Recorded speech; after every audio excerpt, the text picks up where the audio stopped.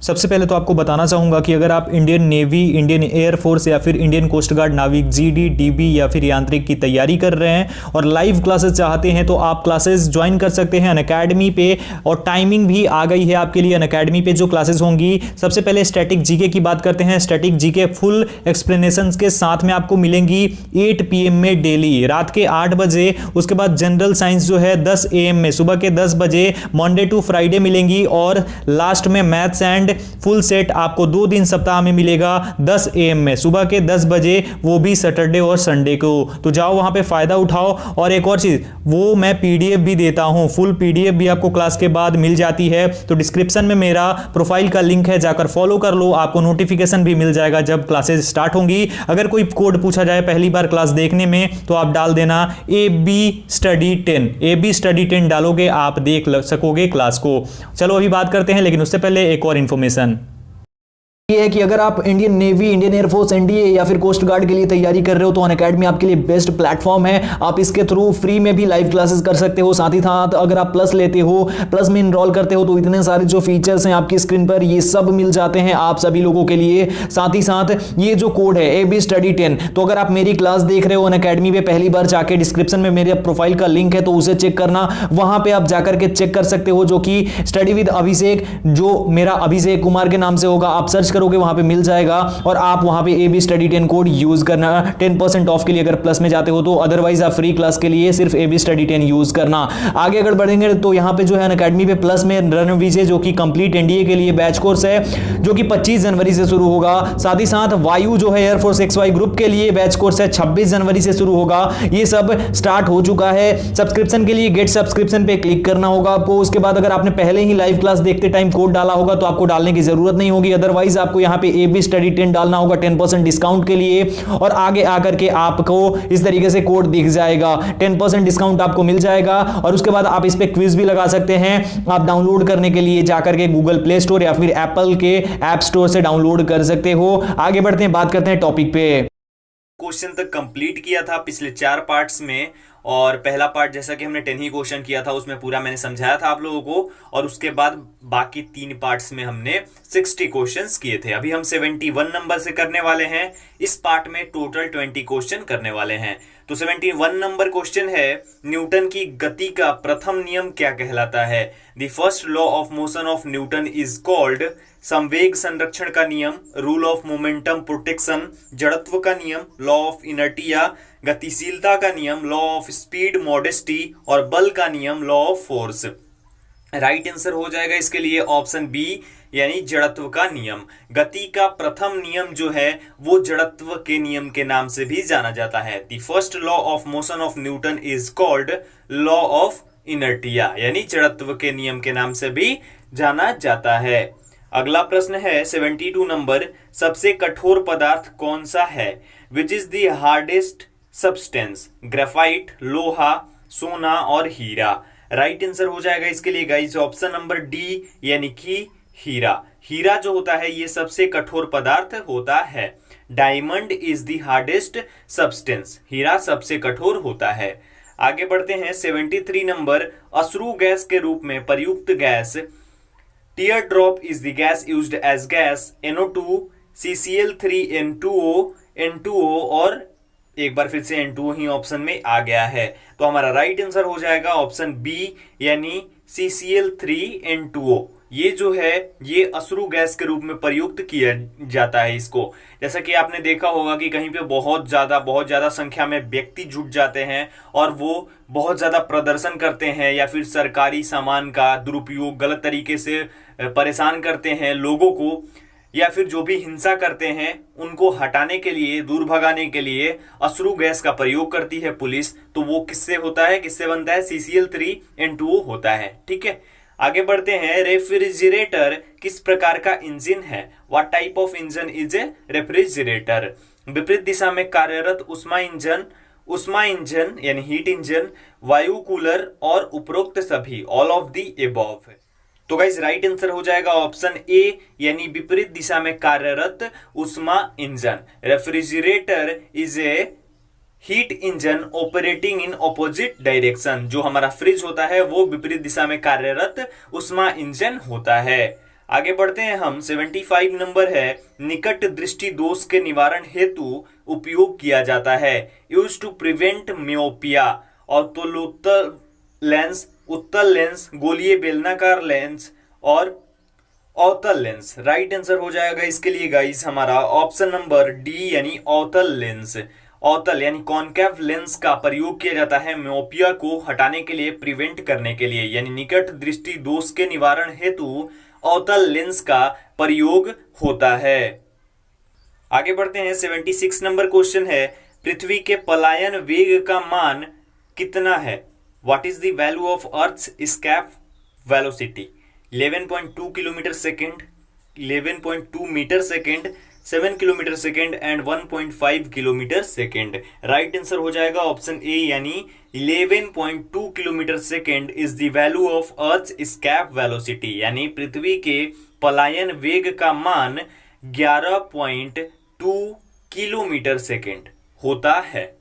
आगे बढ़ते हैं। निम्नलिखित में से किसमें कोबाल्ट विद्यमान रहता है? In which of the following cobalt remains intact? Haemoglobin, vitamin C, vitamin B12 और क्लोरोफिल। राइट आंसर हो जाएगा इसके लिए गाइस ऑप्शन नंबर सी यानी विटामिन B12 में कोबाल्ट विद्यमान रहता है। कोबाल्ट रिमेन रहता है किसमें? विटामिन B12 में।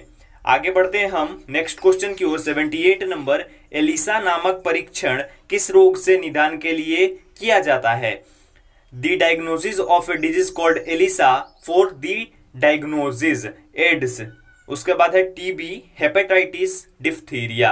राइट आंसर इसके लिए हो जाएगा हमारा गाइस ऑप्शन नंबर ए यानी एड्स। एड्स के लिए ये एलिसा नामक परीक्षण किया जाता है, इसके निदान के लिए चेक किया जाता है एलिसा नामक परीक्षण जिसे बोला जाता है। ठीक है, किसके लिए? एड्स के लिए। आप लोगों को एड्स का फुल फॉर्म कमेंट सेक्शन में कमेंट करके बताना है। आई होप कि आप लोग बताओगे। ठीक है, आगे बढ़ते हैं हम 79 नंबर की ओर। निम्नलिखित में से तत्व कौन सा है? Which of the following is the element? माणिक यानी रूबी, नीलम सैफायर, हीरा डायमंड और पन्ना यानी इमेरल्ड। राइट आंसर हो जाएगा इसके लिए ऑप्शन नंबर सी यानी हीरा। हीरा जो है ये तत्व है, एक प्रकार का, एक एलिमेंट है। क्या? Diamond. Diamond is a element. ठीक है, इनमें से, इन सभी में से, फॉलोइंग में से। ठीक है, आगे बढ़ते हैं हम। 80 नंबर है, वायुमंडल में ओजोन स्तर में कमी के लिए कौन सा रसायन प्रमुख रूप से उत्तरदायी है?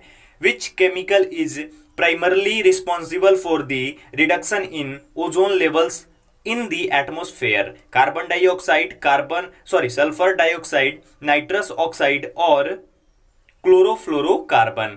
राइट आंसर हो जाएगा इसके लिए ऑप्शन डी। क्लोरोफ्लोरोकार्बन जो है ये वायुमंडल में ओजोन स्तर में कमी के लिए प्रमुख रूप से उत्तरदायी है। क्या? क्लोरोफ्लोरोकार्बन। गाइज, जो हमारा एसी होता है, एसी से काफी सारा क्लोरोफ्लोरोकार्बन निकलता है और इस वजह से जो हमारा ओजोन स्तर है उसमें लगातार कमी हो रही है, लगातार वो कमजोर हो रहा है हमारा ओजोन लेवल।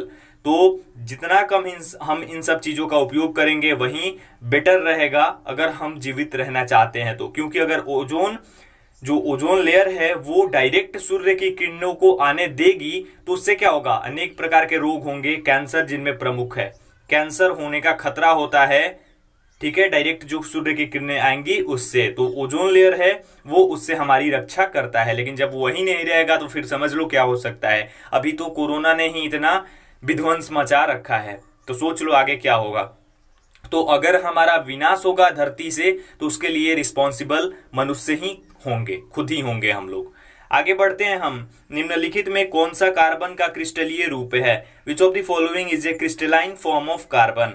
लिग्नाइट, हीरा, चारकोल और कोयला। राइट आंसर हो जाएगा इसके लिए ऑप्शन बी यानी हीरा। हीरा जो है कार्बन का एक क्रिस्टलीय रूप होता है। Diamond is a crystalline form of carbon. आगे बढ़ते हैं। हीरोइन नामक प्रसिद्ध नशीली दवा किससे प्राप्त होती है?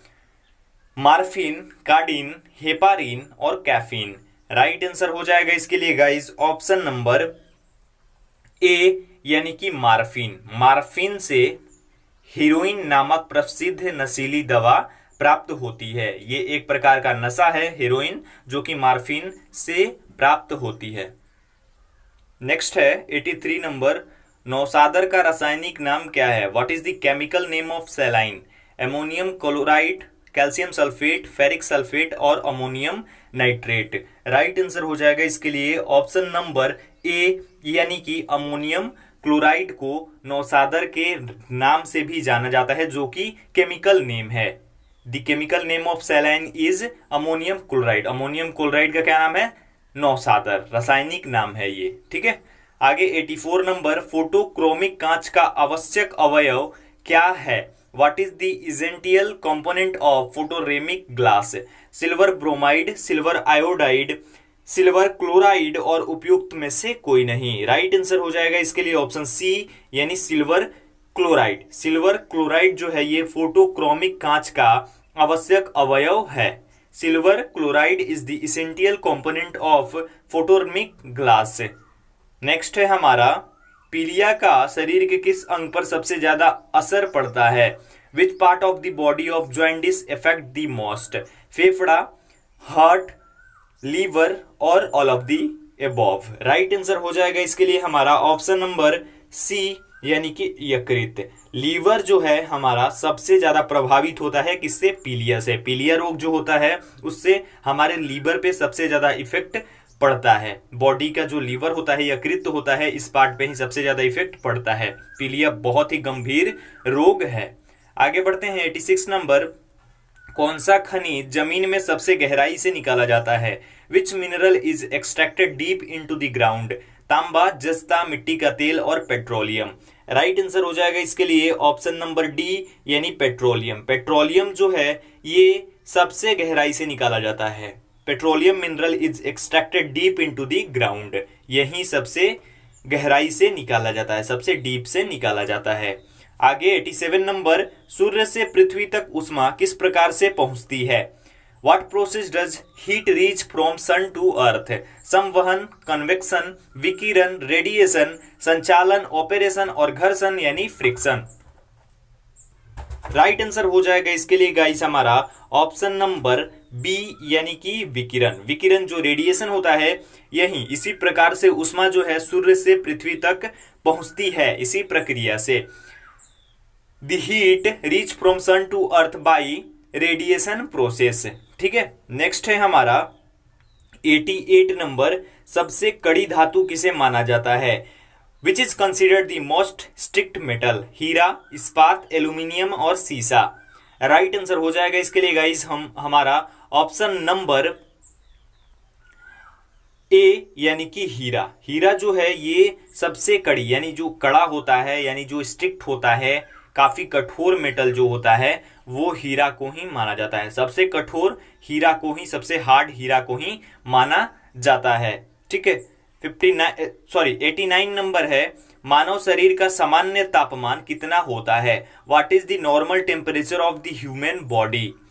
32 degree Celsius, 27 degree Celsius, 37 degree Celsius और 40 डिग्री सेल्सियस। राइट आंसर हो जाएगा इसके लिए ऑप्शन नंबर सी, यानी 37 डिग्री सेल्सियस मानव शरीर का, एक स्वस्थ मानव शरीर का सामान्य तापमान होता है। यानी एक नॉर्मल टेम्परेचर होता है ह्यूमन बॉडी का 37 डिग्री सेल्सियस। इससे अधिक है तो परेशानी है।